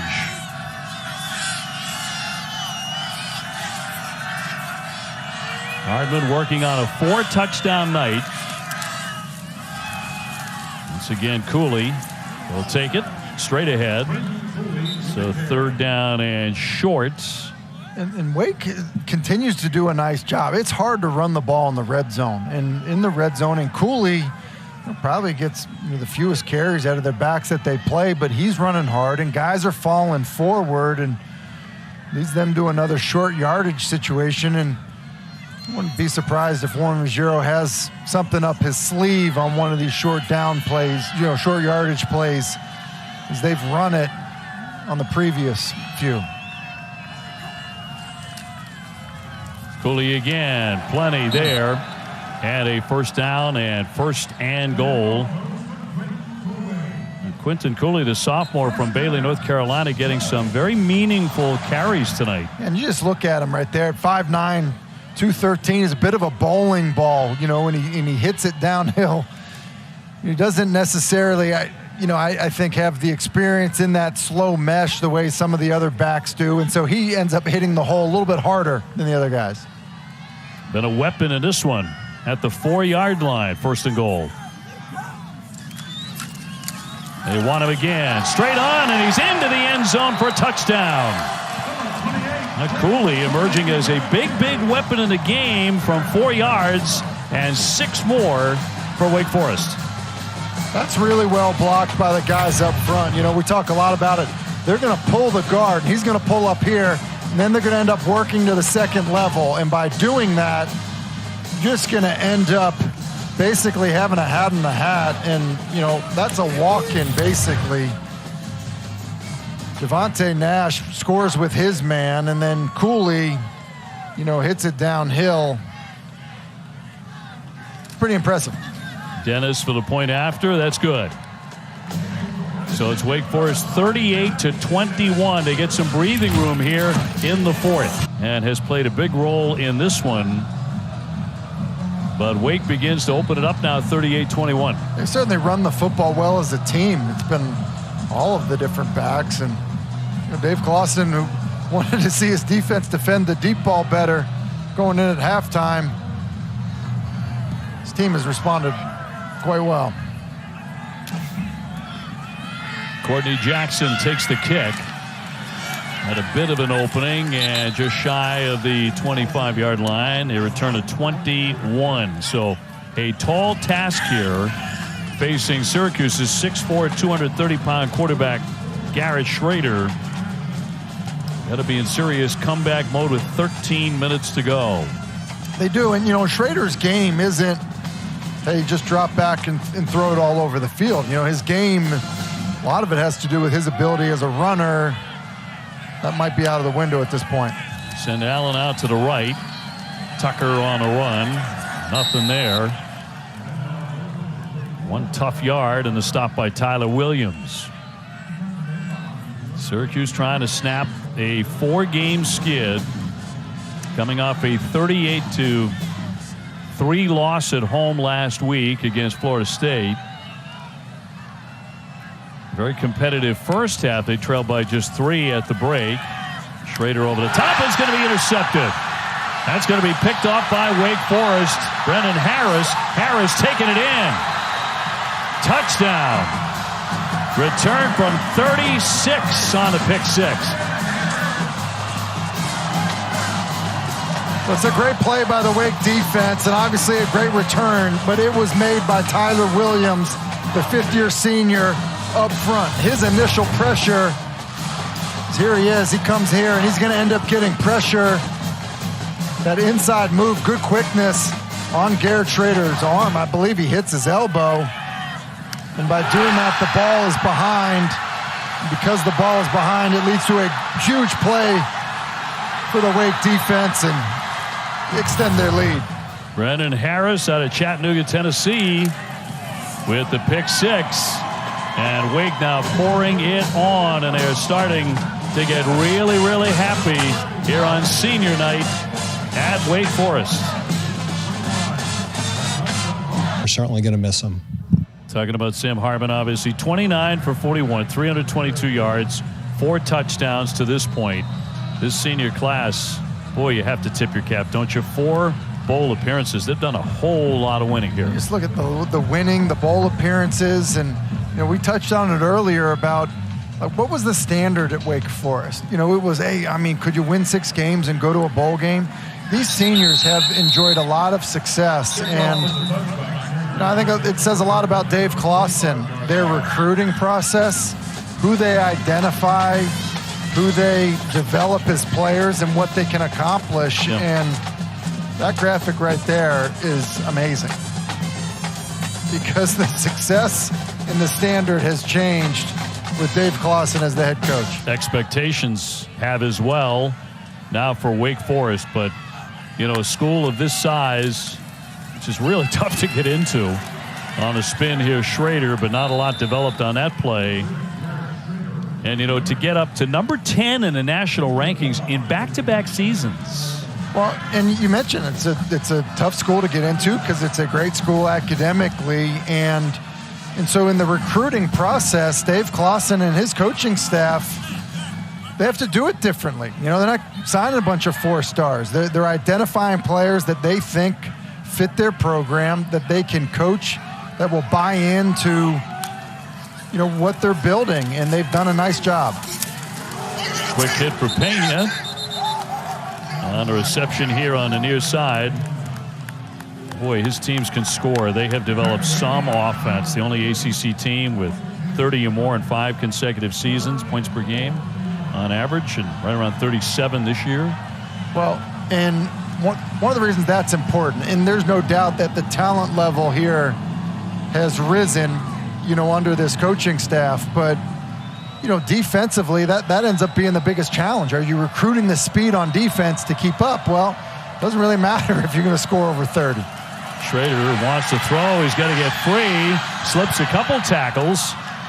Nice play to get that one to his tight end. Gadsden will pick up the first down. We've mentioned this several times. A man down here for Wake. That's going to be Jasheen Davis.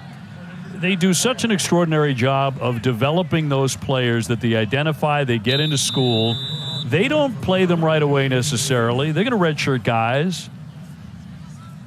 And man, do they develop them. Davis down. We'll have more when we come back to Wake Forest in just a moment. Breeze down here on the sidelines. That's what happens when you've been outside doing TV all day. Kelsey has, that's for sure. Cooper with the catch, staying on his feet and picking up a first down. What a day for Kelsey Riggs, by the way. This is Kelsey. This is a change. Hey, for sure. I'm just happy that you guys didn't get me climbing down that hill the first time, because when I tried to get over, it didn't go quite as well as maybe that one looked. Well, I'm glad we didn't show that. But in any event, the hardest working person in sports television today, without question, is Kelsey Riggs. I appreciate you guys. Having good crews around you makes it really, really easy. That's going to be on target for the back. Allen takes a hit, staying in.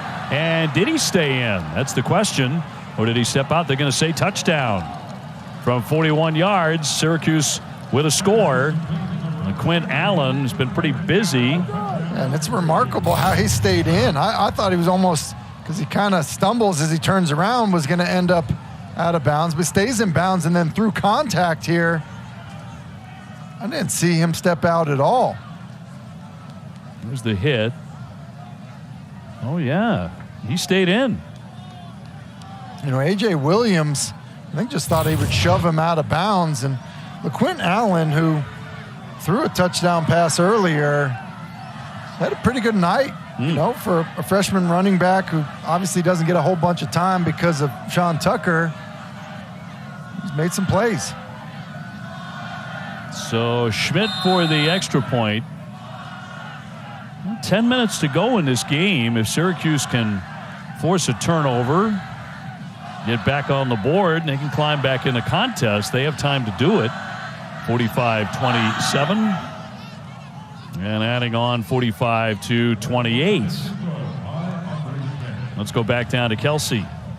Guys down here on the sideline still getting ready, I think, to go up in a little while. You guys just mentioned the second half. What I'm really doing down here on the sidelines is trying to get as close as I can to these heaters without the Wake Forest players noticing or getting mad at me, Dave and Tim.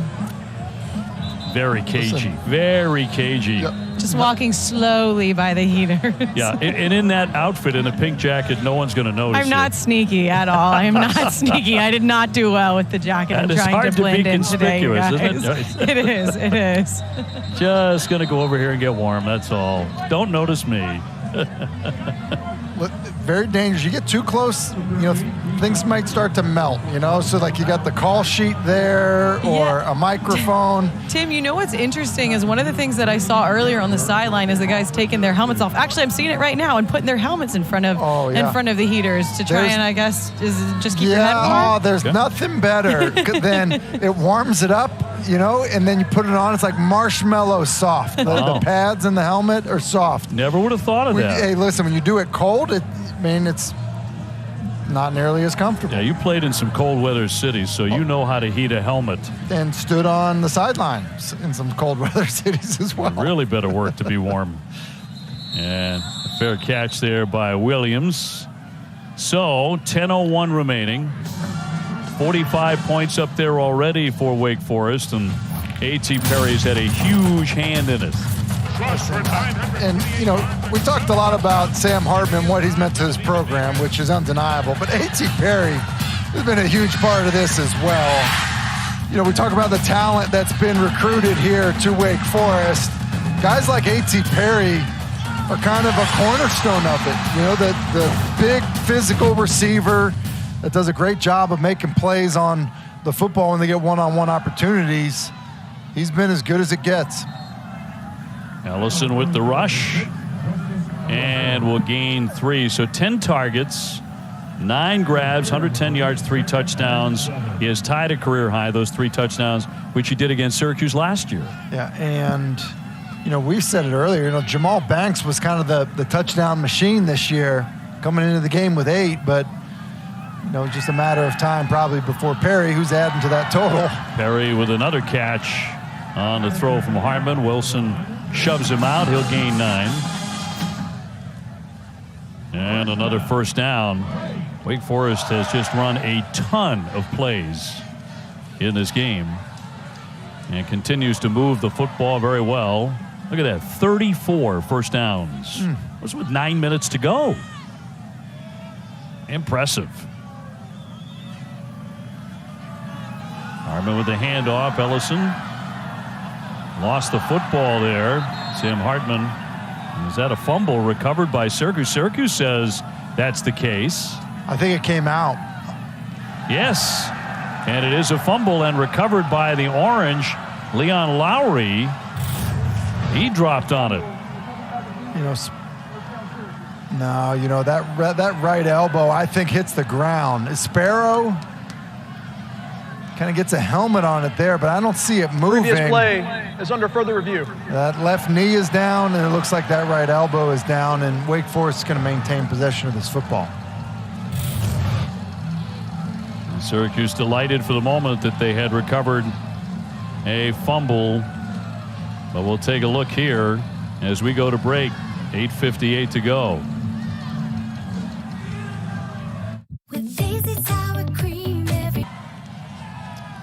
Tim, you said no Hartman fumble. They have ruled no fumble. Take a look. Yeah, that left knee is down. Ball is in his right hand, and then the right elbow hits down when he has possession of the football, and that's when it comes out. And so, good job overturning it. And, how about the balance of this Wake Forest offense? I mean, that's incredible. At 84 plays, incredible. It's an incredible number of plays, too. Yes, it is. Ellison back at a running back on 2nd and 3. Looking for another first. And on the move, he's going to pick that up. Dave, you mentioned that 85 now. There's over 8 minutes left in this football game. You talk about potentially defending 100 snaps. Wow. Got to be exhausting for Syracuse. 519 yards now for the Demon Deacons. SU 375. First down 10. As the clock gets under 7 minutes to play here at Truist Field.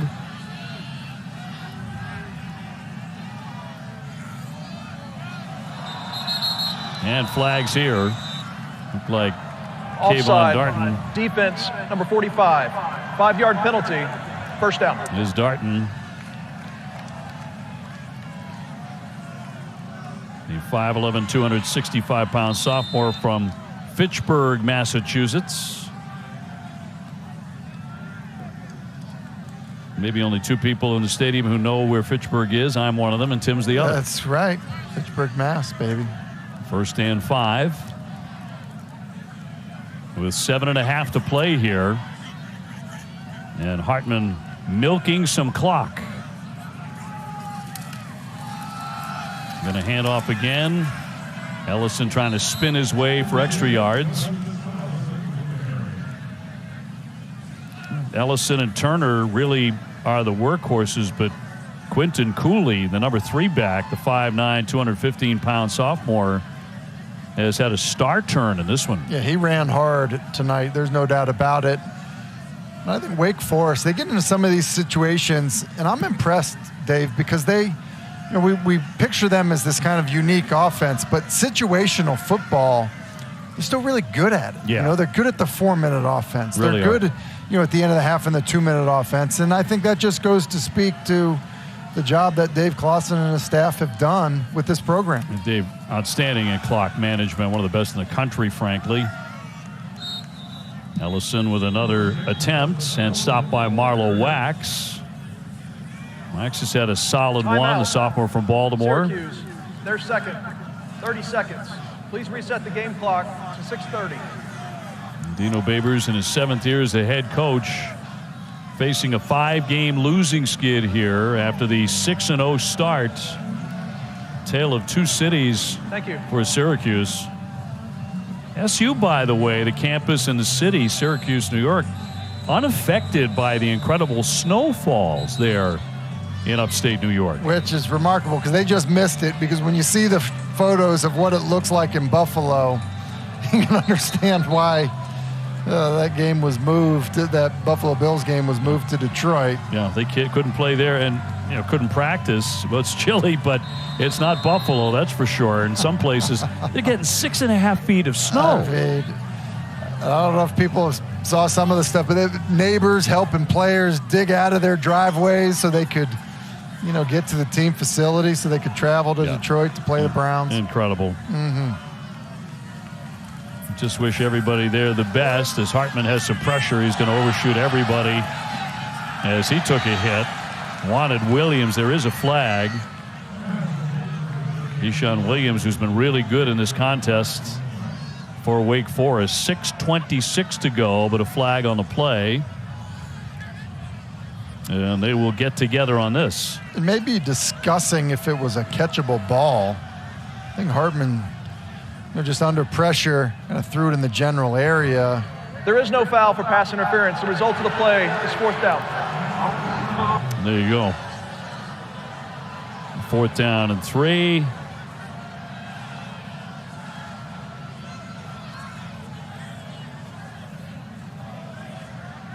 Wake Forest closing in on their 7th victory of the season, trying to end a 3-game skid after they began the year 6-1.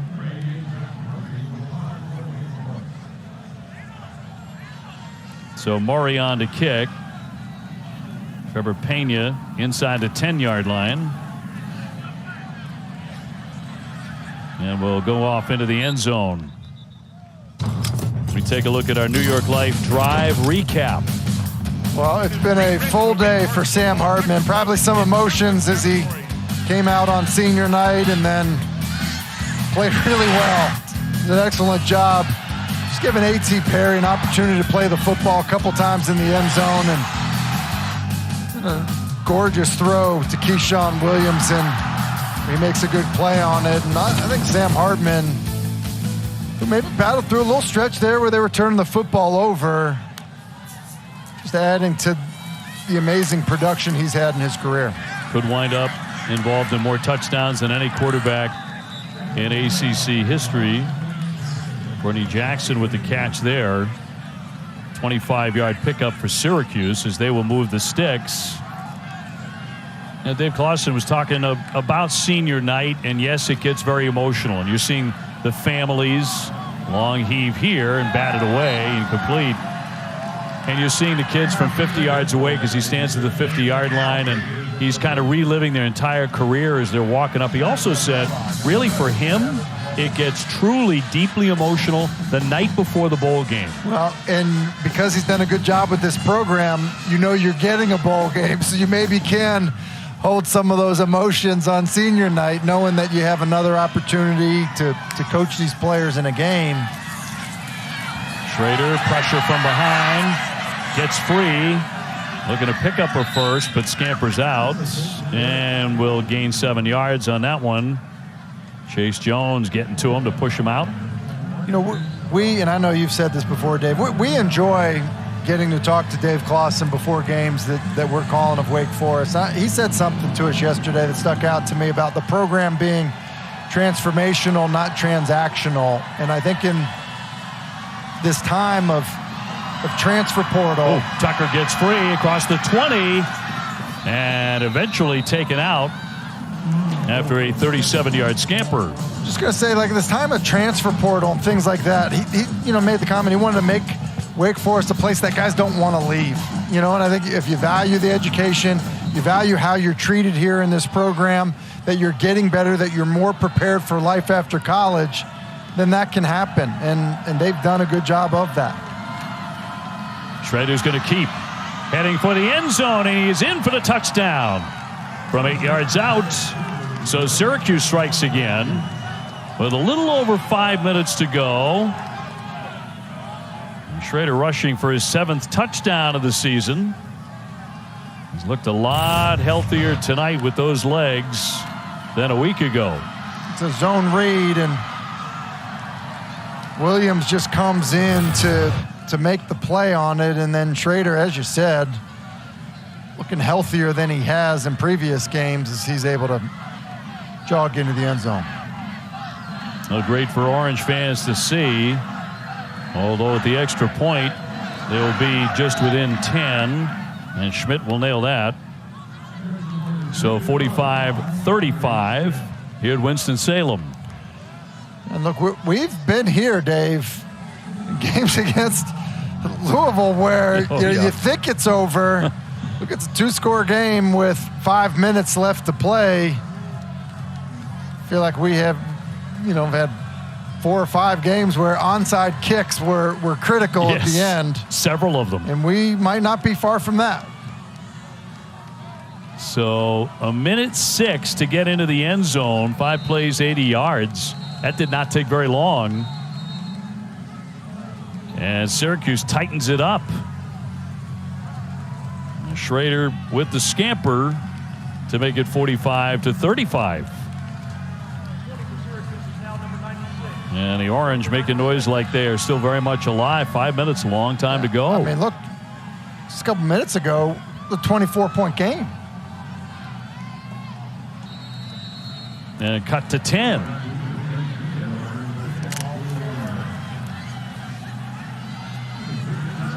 So Syracuse to kick off. And let's see what the Orange are up to here with 5 minutes and 13 seconds to go. Going to be a low, bouncy kick. And going to be down inside that 15-yard line. Now the flag is down. That took just 1 second off the clock. Take a look at the end of the play. Well, Ellison, basically just declares himself down, and then, that After hit the play, there. Personal foul, unnecessary roughness on the kicking team, number 96. 15-yard penalty, automatic first down. Elijah Wright, defensive lineman, just not a smart play.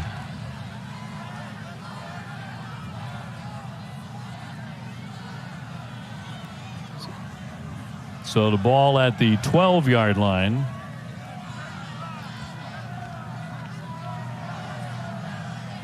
Now, I think the penalty's on LaQuint Allen, the running back, who, because of double numbers and Isaiah Johnson wearing 20 is wearing 96, and kind of a frustration hit at the end of the play. So it is on Allen. And moved up to the 29-yard line. And the handoff will pick up a couple of yards here, actually 3 yards. Look at what the quarterbacks have done here tonight, both of them over 300 yards.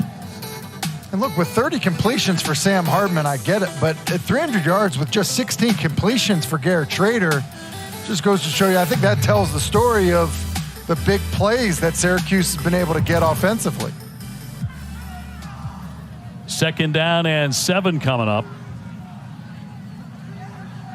And Wake continuing to milk some clock. At 4.5 to go.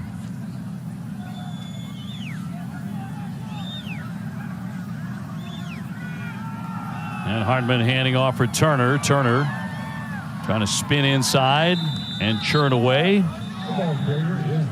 Give him 2 yards. Timeout, Syracuse, their 3rd and final. Last one 30 seconds. for the Orange.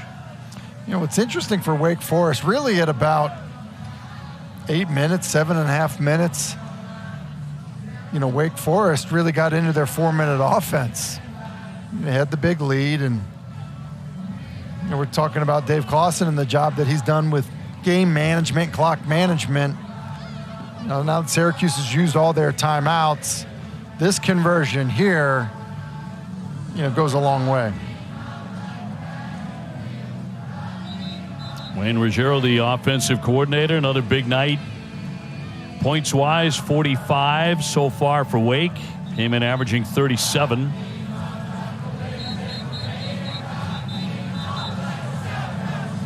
And the crowd doing everything they can, including the bananas, to stay warm in this weather.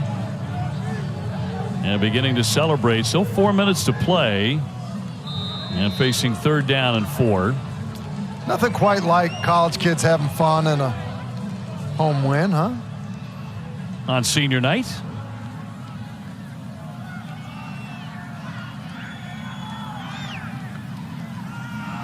Turner to get the carry. Gets a nice opening there. Busting ahead, and he's going to pick up a first down on a 7-yard gain.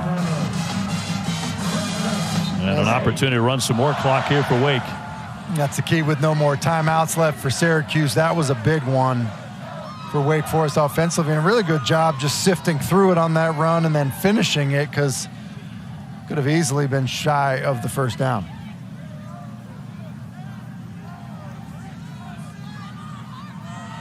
Hartman looking a little gimpy there.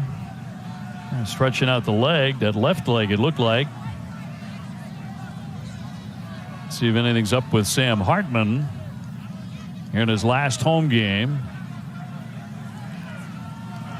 Turn and hand off again. And once again, Christian Turner. Well, because it's been the theme of the night, Sam Hartman getting a block, you know, these quarterback blocks, and I don't know if he just kind of gets kneed on that left leg somehow. I mean, healthy enough to signal the first down, but maybe, like, hold on a second. Got me a little bit. 3 minutes to go. 2nd down and 8. And Wake Forest trying to put the finishing touches on a win over Syracuse and send SU to a 5th consecutive defeat. More in there setting up in the slot. And a whistle. And a flag down drop at the 45. False start. Offense, number 53. 5-yard penalty. 2nd.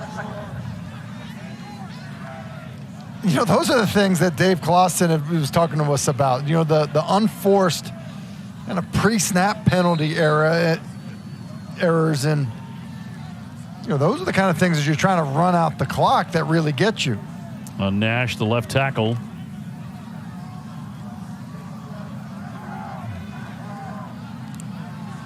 Second down, 13.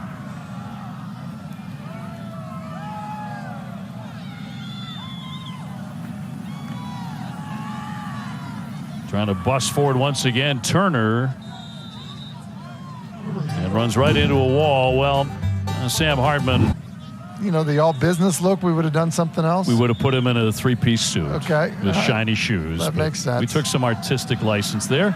He's going to keep and take a pretty good hit as he was smacked down by Jason Simmons. Through the years, as we give it that business look too, the young pup, chin strap, and in the end, a lumberjack. My favorite is the young pup, man. And I think the way that he's impacted this program. Yep. Impacted the coaches, the players, and, you know, Clawson had some good comments on it. Timeout. Wake Forest, they're first. Really 30 cool. seconds. Years. This is his first career touchdown pass against Tulane in 18 as the young pup. Then the maturation. 11 wins last year, tying the school record. What a year for Dave Clawson and Wake Forest. His 100th career touchdown pass. That was just last week against North Carolina. It's amazing. You know, I remember seeing him early in his career preparing for a game, and he broke his leg and he missing a thought, you know, hey, like, what's going to happen with him? But he gets 9 starts as a true freshman, and he later loses that job because Jamie Newman took over and played so well. And you know, when that happens, you don't know as a quarterback if you'll ever get your shot again. And he did, and certainly made the most of it. And before this season got underway, the blood clot, as you mentioned, threatening maybe to end it all for him. Pena, look at that right sideline, trying to cut back in, shucks a tackler. Outstanding return there by Trevor Pena for Syracuse. Not many highlights in the second half for SU, but Here's one, 43 yards. But yes, I mean, a great career, coming to an end. The rest of tonight, just 51 seconds. Then they've got Duke next week. Some big thank yous from the faithful. And then the bowl game, of course. As you mentioned, he's going to get a chance to play professional football.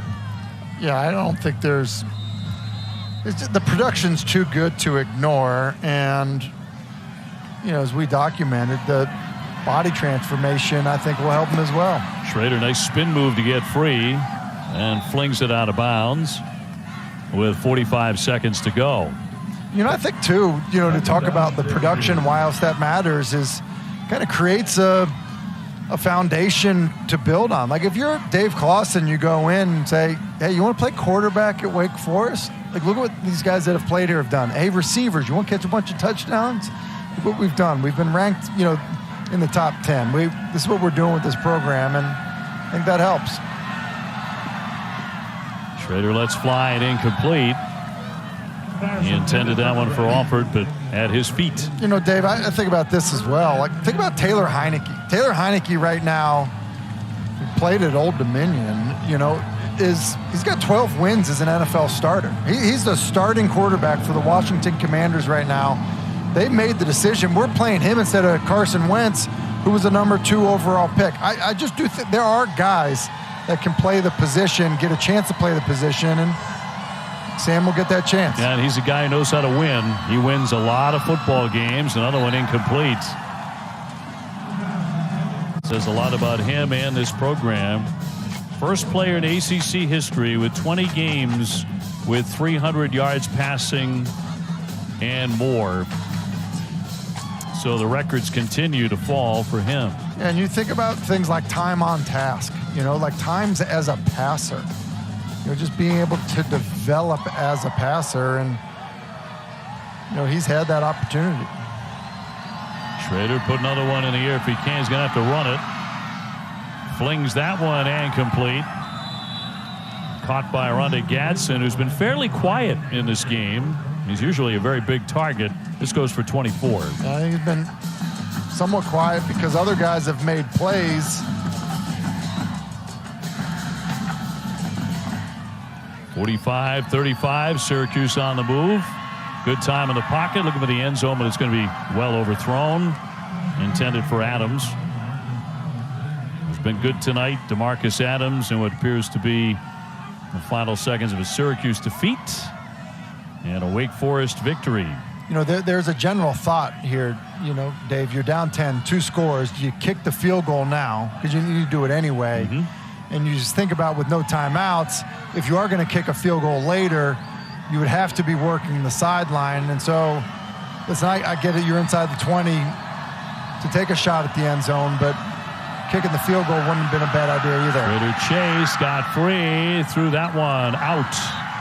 And good pressure by Chase Jones. Yeah, and see, now I think you have to kick the field goal, because with 9 seconds left, basically what ends up happening, and here comes the field goal unit. With 9 seconds left, kick the field goal, onside kick. Now you're only going to have one play, so you don't have an opportunity to run a play and then run your field goal team out on the field. Oh, my. And that's probably not a great start. Not a good sign. Andre Schmidt, who's been outstanding for Syracuse, is number 1 all-time in points at the school. But that was awkward. This from 34. And he is going to misfire on that one. He did not hit it. And with 4 seconds to go, 10-point game, 45-35. So that was a bad sign when he went down. You just got to think, Schmidt, who's been a very good kicker, that's just not the warm-up that you're looking for. I mean, here's the warm-up, and boy, that prelude. And here it is. And that kind of night for Syracuse. In the second half, certainly.